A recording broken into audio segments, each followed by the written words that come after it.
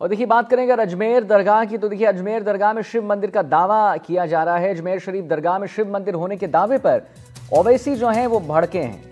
किसी भी इबादतगाह की मजहबी पहचान को नहीं बदला जा सकता, ये ओवैसी कह रहे हैं। कानून और संविधान का उल्लंघन किया जा रहा है, ये ओवैसी कह रहे हैं। शिव मंदिर बताने वाली याचिका कोर्ट में मंजूर। कोर्ट की ओर इस एएसआई समेत सभी पक्षों को नोटिस दिया गया है। 20 दिसंबर को अगली सुनवाई है। तो अजमेर शरीफ दरगाह को शिव मंदिर बताने वाली याचिका को निचली अदालत ने स्वीकार कर लिया है और कोर्ट ने हिंदू सेना की याचिका स्वीकार कर ली है। मामले की अगली सुनवाई 20 दिसंबर को होनी है। यह मामला अजमेर ख्वाजा मुअद्दीन हसन चिश्ती की दरगाह में शिव मंदिर होने के दावे से जुड़ा हुआ है। मोइनुद्दीन हसन चिश्ती की दरगाह में शिव मंदिर होने के दावे से जुड़ा हुआ है। इस मुद्दे पर AIMIM नेता असदुद्दीन ओवैसी ने बयान दिया है, जिसमें उन्होंने सरकार और अदालतों के कानूनी कर्तव्यों पर सवाल उठाया है।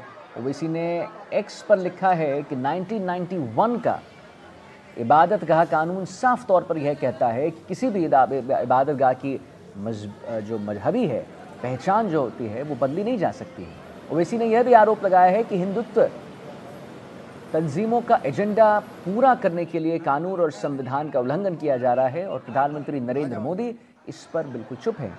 अजमेर के ख्वाजा गरीब नवाज हसन चिश्ती की दरगाह में शिव मंदिर होने के दावे से जुड़ी याचिका पर बुधवार को अजमेर पश्चिम सिविल जज सीनियर डिवीजन मनमोहन चंदेल की कोर्ट ने सुनवाई करते हुए वादी विष्णु गुप्ता की याचिका पर अहम फैसला सुनाया। न्यायाधीश मनमोहन चंदेल ने दरगाह कमेटी, अल्पसंख्यक मामला कार्यालय, भारतीय पुरातत्व सर्वेक्षण, धरहर भवन नई दिल्ली को समन नोटिस जारी करने के निर्देश दिए हैं। तो देखिए AIMIM के अध्यक्ष असदुद्दीन ओवैसी ने अजमेर दरगाह मामले में ट्वीट किया है। अपने ट्वीट में उन्होंने 1991 एक्ट में अमल में लाने की उससे बात की है। साथ ही लिखा है कि कानून और संविधान की धज्जियां उड़ाई जा रही हैं।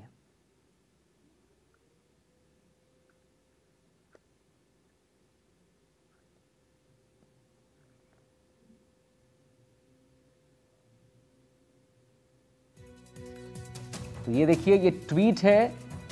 1991 एक्ट को अमल में लाने की बात उन्होंने लिखी है।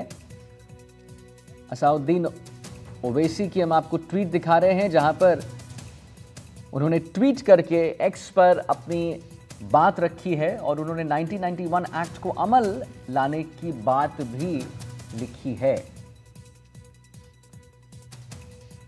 अजमेर दरगाह मामले में ट्वीट किया है उन्होंने। अपने ट्वीट में उन्होंने 1991 एक्ट को अमल में लाने की बात उन्होंने लिखा है। साथ ही लिखा है कि कानून और संविधान की कहीं ना कहीं धज्जियां भी उड़ाई जा रही हैं।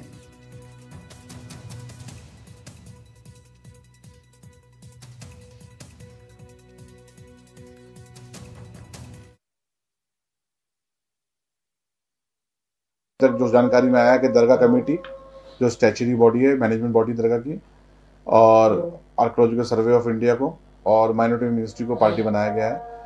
मैं आपसे मुखातिब हूँ from the office of the Sajjada Nashin. मैं अजमेर दरगाह के जो सज्जादा नशीन है उनका उत्तराधिकारी होने की हैसियत से और बजाते खुद ख्वाजा साहब के वंशज होने की हैसियत से आपसे मुखातिब हूँ।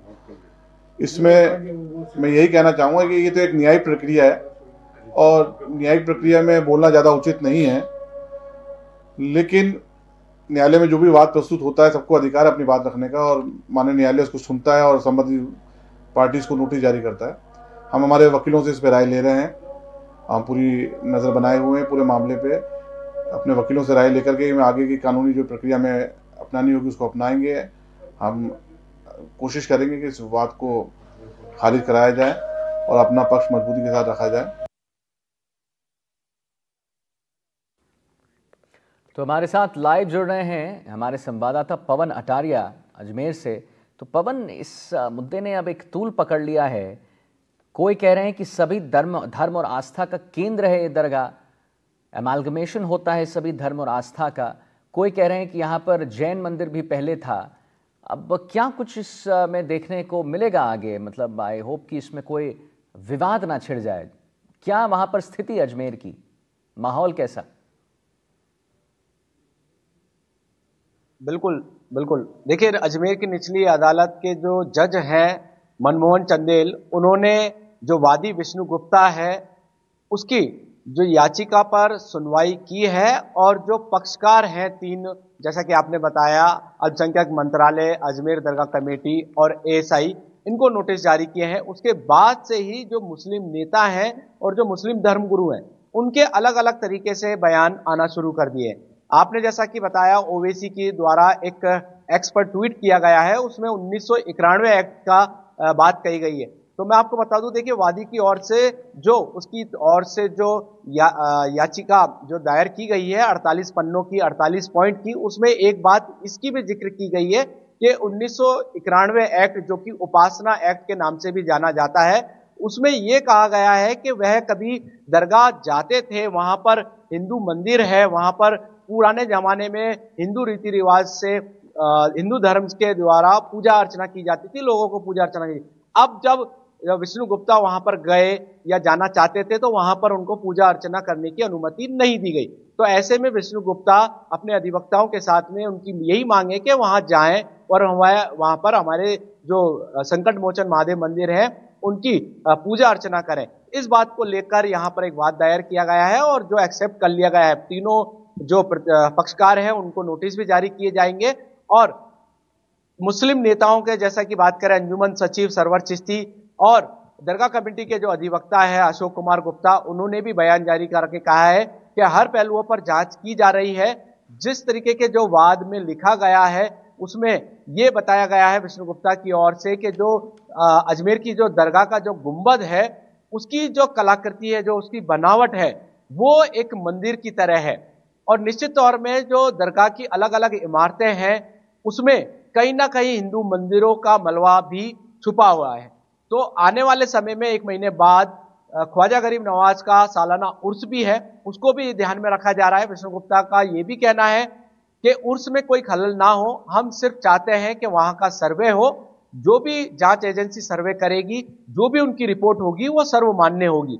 तो यहां पर मैं एक बात और आपको बता दूं, कुछ समय पहले 2.5 दिन के झोंपड़े का भी यहां पर जैन मुनि संतों ने निरीक्षण किया था और वहां पर जो हिंदुओं का जो चिन्ह होता है सातिया, उसको भी वहां पर दर्शाया गया है, वहां पर वो उसके वहां पर निशान है। तो निश्चित तौर पर ये जो वाद दायर किया गया है इस पर अब जो जांच है वो शुरू हो गई है और दरगाह दीवान के जो बेटे हैं, जो दीवान के उत्तराधिकारी हैं, उनका भी बयान आया है कि वह कोर्ट के न्यायालय का सम्मान करते हैं और हर पहलुओं पर जांच देखी जा रही है और अलग अलग अधिवक्ताओं से, सीनियर एडवोकेट से राय मशवरा लिया जा रहा है और आगामी जो 20 दिसंबर की तारीख है वो अपना पक्ष मजबूती से रखेंगे और उनका मानना है कि पहली सुनवाई में ही इस बात को खारिज किया जाएगा।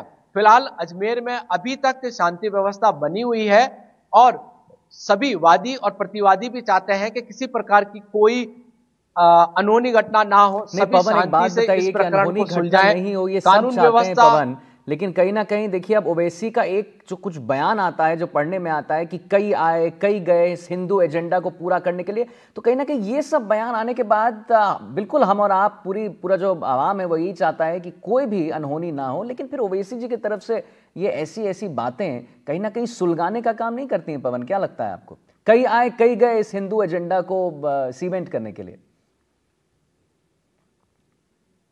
बिल्कुल बिल्कुल बिल्कुल, ये देखिए, इस तरीके के भड़काऊ कमेंट निश्चित तौर पर किसी भी जो नेता है उनको नहीं करने चाहिए। अब जैसे सोशल मीडिया पर ये खबरें लगातार चल रही है तो जो युवा है वो काफी उत्तेजित हो गए हैं, अलग अलग तरीके के कमेंट आ रहे हैं कि अब होगी आर पार की लड़ाई और ये कहा भी जा रहा है कि पहले नेताएं लड़ाने का काम करती थी, अब जो कि कोर्ट के लिए कहना उचित नहीं होगा, इनके लिए भी ऐसा कहा जा रहा है कि अब ये लोग भी लड़ाई झगड़े के ऊपर उतारू हो गए। तो ऐसे जो कमेंट है, ऐसे सोशल मीडिया पे तमाम कमेंट ऐसा आना शुरू हो गया है और आगामी, जैसा कि मैंने बताया, उर्स है, लाखों की संख्या में यहाँ पर हिंदू मुस्लिम अलग अलग लोग यहाँ पर आते हैं। और देखिए, सरवर चिश्ती ने यह भी कहा है अपने बयान में कि यहाँ पर कई हिंदू राजाओं के द्वारा दी गई जो है वो भी यहाँ पर इमारत, यहाँ पर कुछ पार्ट यहाँ पर है। ठीक है पवन, ठीक है पवन, बहुत बहुत धन्यवाद महत्वपूर्ण जानकारी देने के लिए, हमारे दर्शकों तक महत्वपूर्ण जानकारी पहुंचाने के लिए। तो देखिए, जैसा कि हमने आपको बताया कि क्या AIMIM के अध्यक्ष असदुद्दीन ओवैसी ने अपने ट्वीट में लिखा है। बढ़ते हैं हम आगे।